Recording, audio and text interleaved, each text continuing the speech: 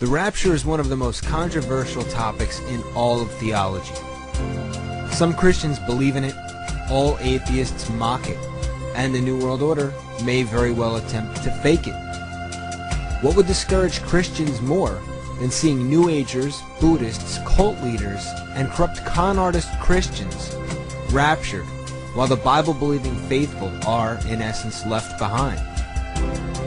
Why wouldn't the New World Order attempt to unite all the world's religions behind one deity by including them all in such an apocalyptic event? Surprisingly, the U.S. government actually admits to thinking about the use of this technology, though it denies it's followed through with such implementation.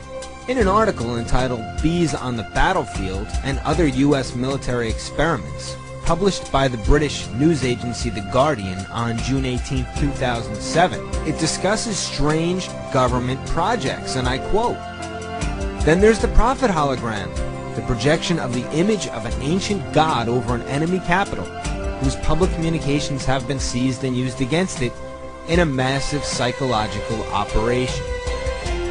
An Israeli cybernetics expert named Yitzhak Hayutman has even gone as far as to lobby the Arab world to allow him to project a holographic temple above the Dome of the Rock in an effort to summon whichever savior should take notice of it and actually show up.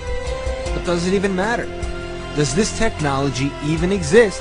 Or is it just crazy conspiracy theory? Let's take a look at the Army Research Lab Adelphi, Maryland's progress report from November 96 through August 97. The session number ADA 3338490.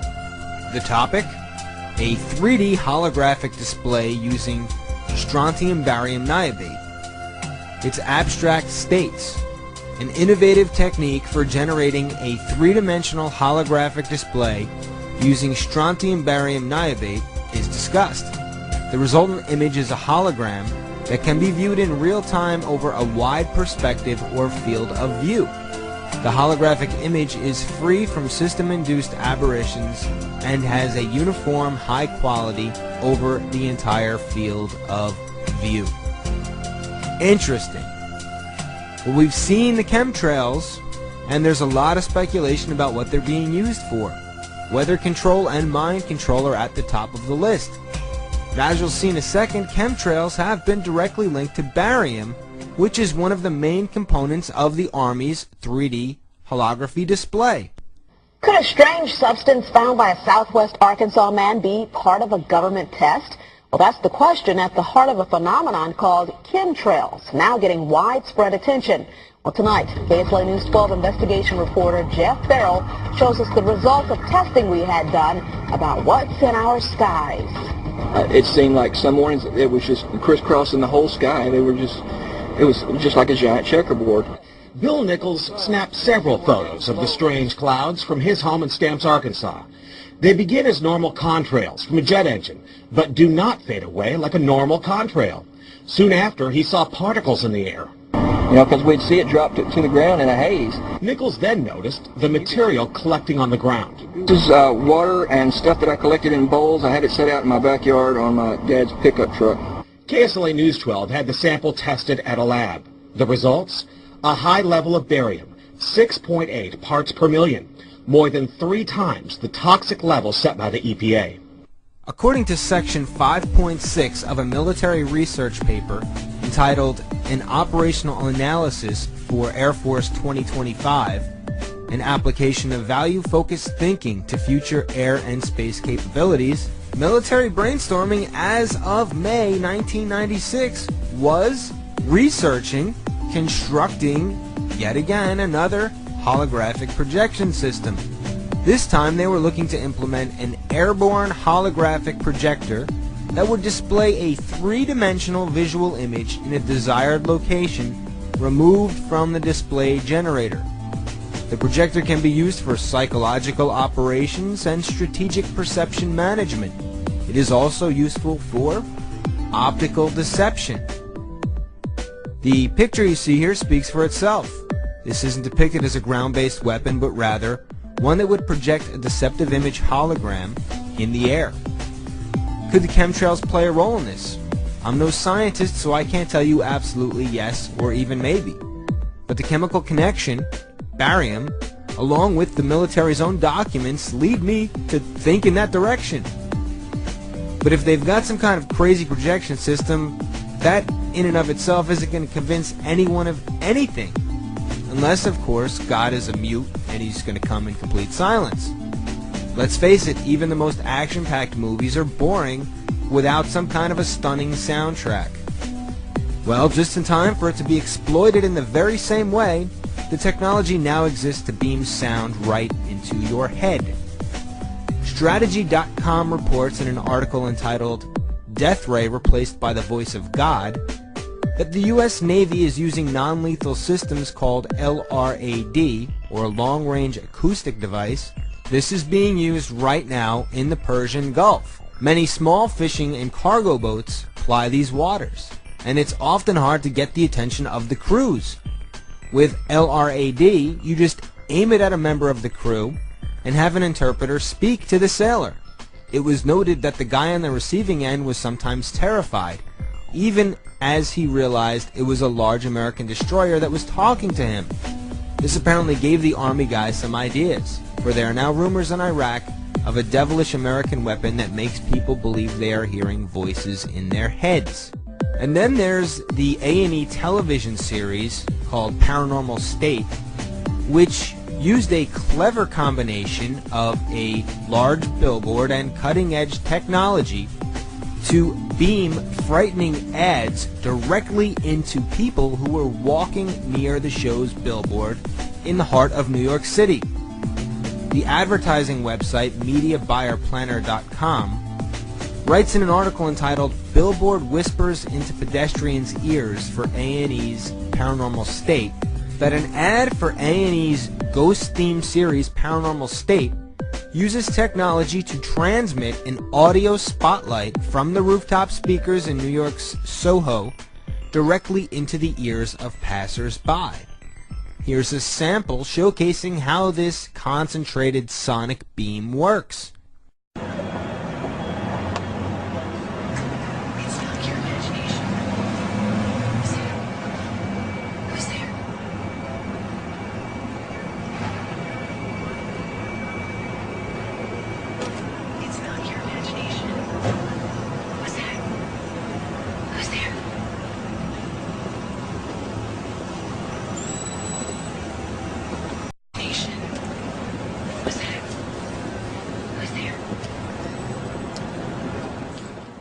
There are literally dozens of patents dealing with ways of beaming sonic transmissions directly into people's minds.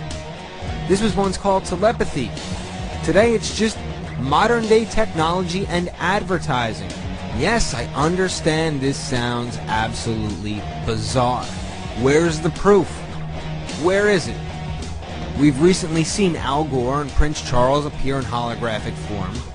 But do we actually know of any such encounter we can attribute holographic technology as to having been used as part of a supernatural psyop?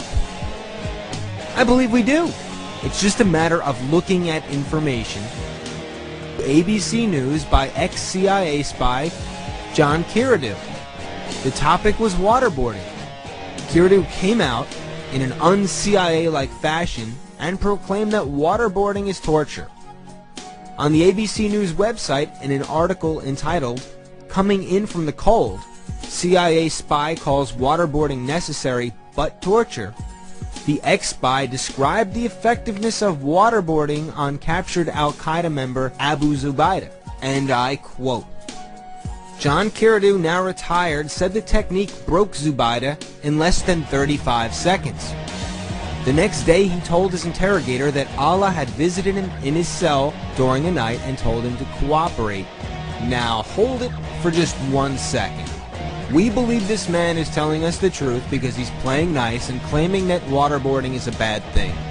But look at what he just said. He's implying that when someone is tortured, they just have to say uncle, and then we stop. You would think that if Zubaydah was cracked in 35 seconds, that would mean he was spilling the beans only seconds after that.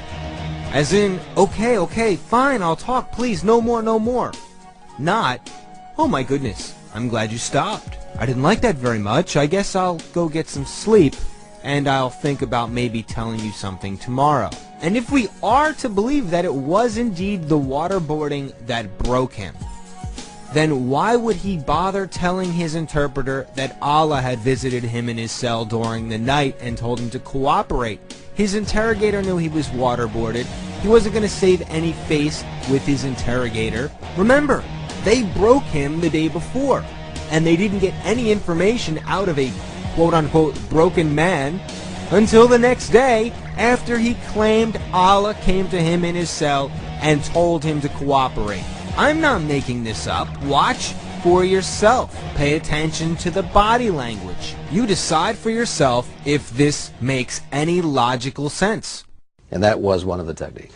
Waterboarding was one of the techniques, yes. And was it used on Zubaydah? It was. And was it successful? It was. What happened as a result of that? He resisted. He was able to withstand the waterboarding for quite some time, and by that I mean probably 30, 35 seconds. That's quite some time. Which was quite some time. And a short time afterwards, in the next day or so, he told his interrogator that Allah had visited him in his cell during the night and told him to cooperate because his cooperation would make it easier on the other brothers who had been captured. And from that day on, he answered every question just like I'm sitting here speaking to you. In a willing way? In a willing way. So in your view... And after watching that, I can only come to one conclusion. This man was not waterboarded. If he was waterboarded, he was not broken during the waterboarding. He was broken through a psyop. If he was broken from the torture, he would have spilled the information right then and there.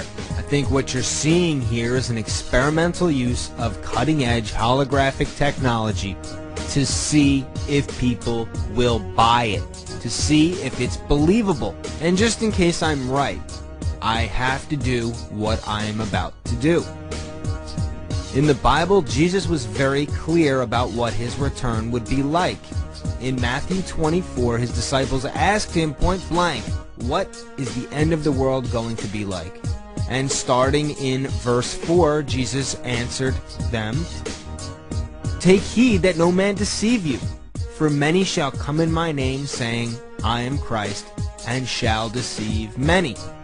So he warns us, don't be fooled.